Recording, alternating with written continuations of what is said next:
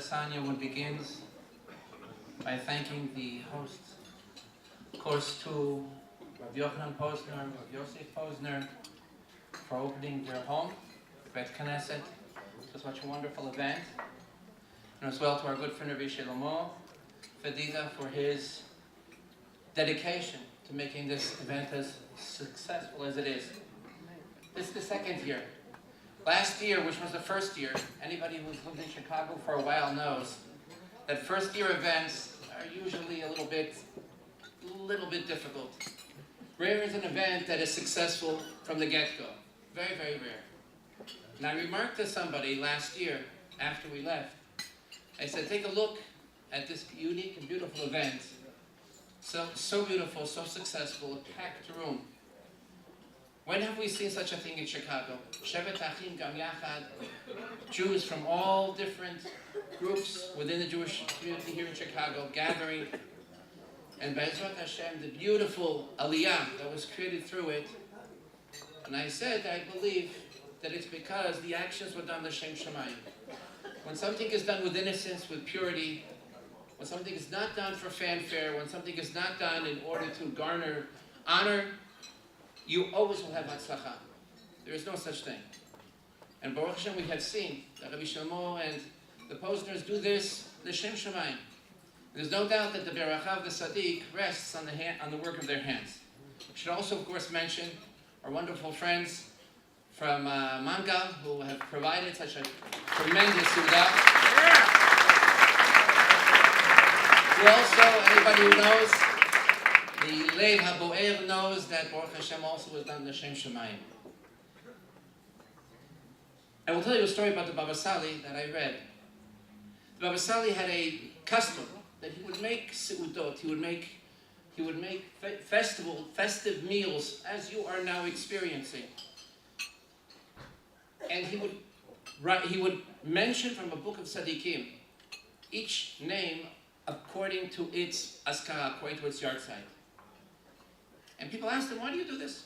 Why do you make these hilulot, these festive meals? The Baba Sali said that when you make a meal and you mention the name of the tzaddikim, the meal is transformed from being a meal, from the ingestion of food and nutrition, to being a spiritual event, to being a Seudat Mitzvah. By the mere mention of the name of the Tzaddik, by the acknowledgement of his recognition in regard to a meal, that it be li'ulei nishmato, that it be the elevation of his soul, transforms the meal into a Seudat Mitzvah, a meal of a performance of a mitzvah.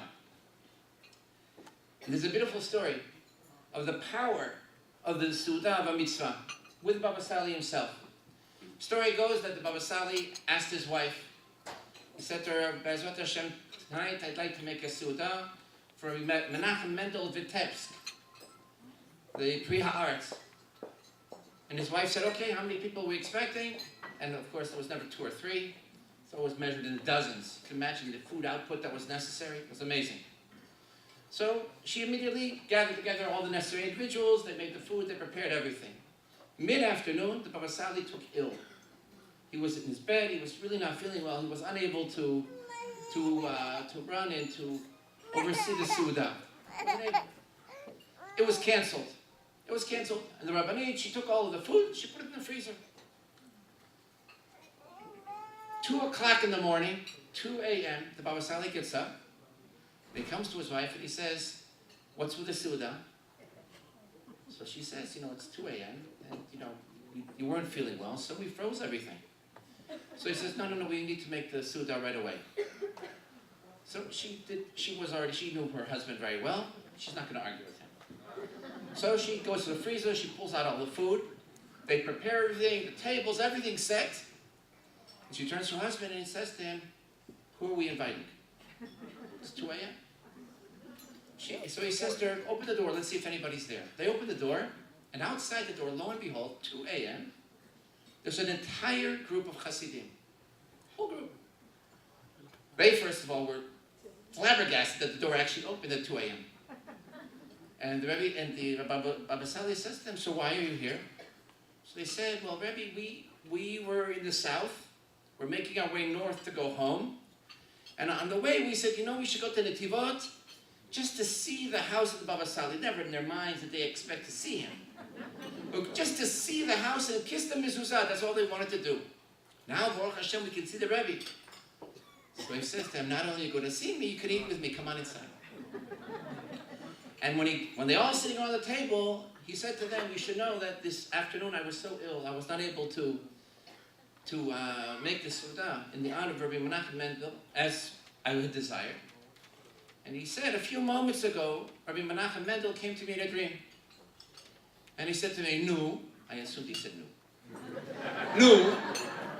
What happened with my Suda? I thought you were making a Suda for me. So the Abba Chaser says, but I'm not feeling well, I'm sick.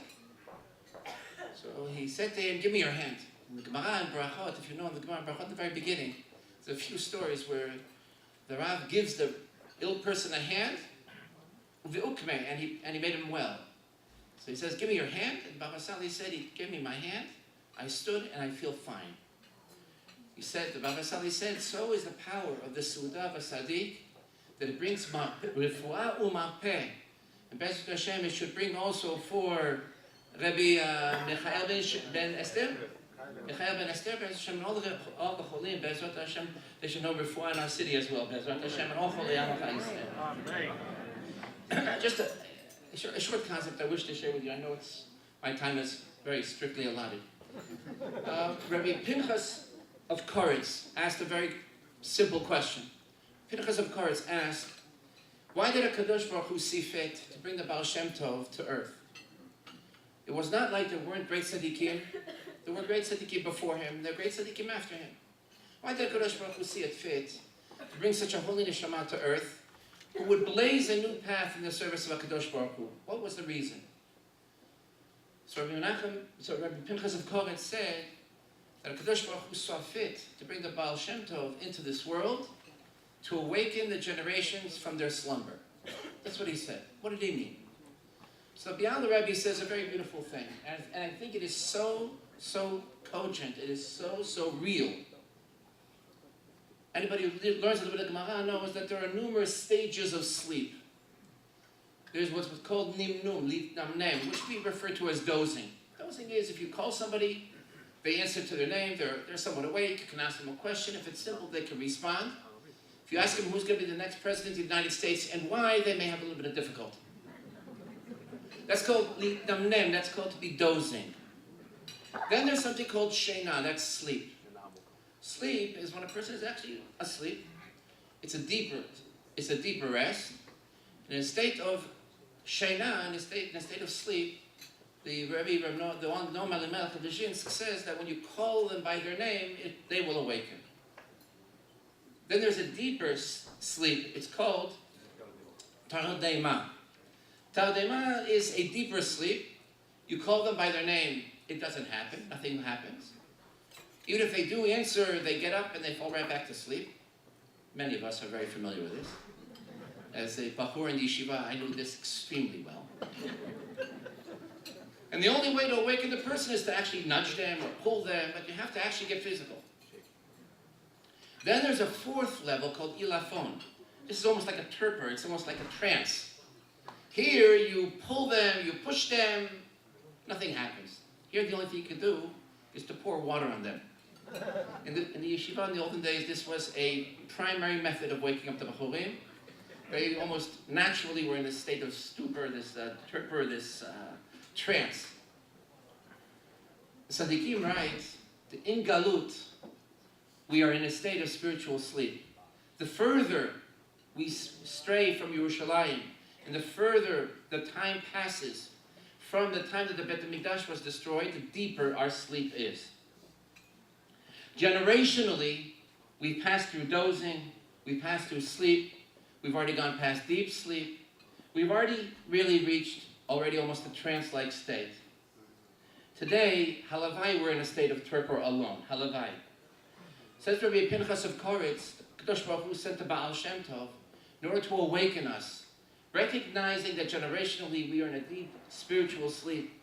We require to be invigorated, we require to be rejuvenated, and the derech of the Baal Shem Tov served as a new path to bring life and to bring great vigor in the service of HaKadosh Baruch Hu. And the Baba Sali, it's very well known, had tremendous, tremendous respect for the Baal Shem Tov, as is very well known. He left the city in the middle of the night because he felt that somebody had misspoken about the Baal Shem Tov. It's so amazing, therefore, that the Baal Shem Tov and the Baba Sali meet here in this room tonight. Today, though, unfortunately, we've passed so far further. We're almost catatonic at this point, Ba'avonoteinu Rabim. Think about it. How many of us are really motivated in the service of HaKadosh Baruch Hu? Think about it. How many of us feel the holidays coming and the preparation for them, not the organizational preparation, but the spiritual preparation, is something we take with true sincerity. The high holidays come, how aware are we of the judgment of HaKadosh Baruch Hu that stands before us? Unfortunately, we are really at a distance. We're in a deep, deep, deep sleep. We need somebody to awaken us. How do you do that? One of the tools which is provided, is to attach oneself to a tzaddik. As the Chachamim tell us, tzaddikim afilu b'mitatam kiruim chayim. The righteous, even in their death, are referred to as alive. They are able to invigorate us, they are able to rejuvenate us, even in their death. By the celebration of the Hilula of a tzaddik, we connect to the soul of the tzaddik, and through that, Be'ezrat Hashem, the dveikut, Be'ezrat Hashem, the clinging to the soul of the tzaddik, allows us, Be'ezrat Hashem, that rejuvenation to revive ourselves. But there's a catch, there's a condition. What is the condition? As Rebbeinu of Shisla said, when Chazal say, Matai yagiu ma'asai l'ma'asei avotai, when will my actions reach the actions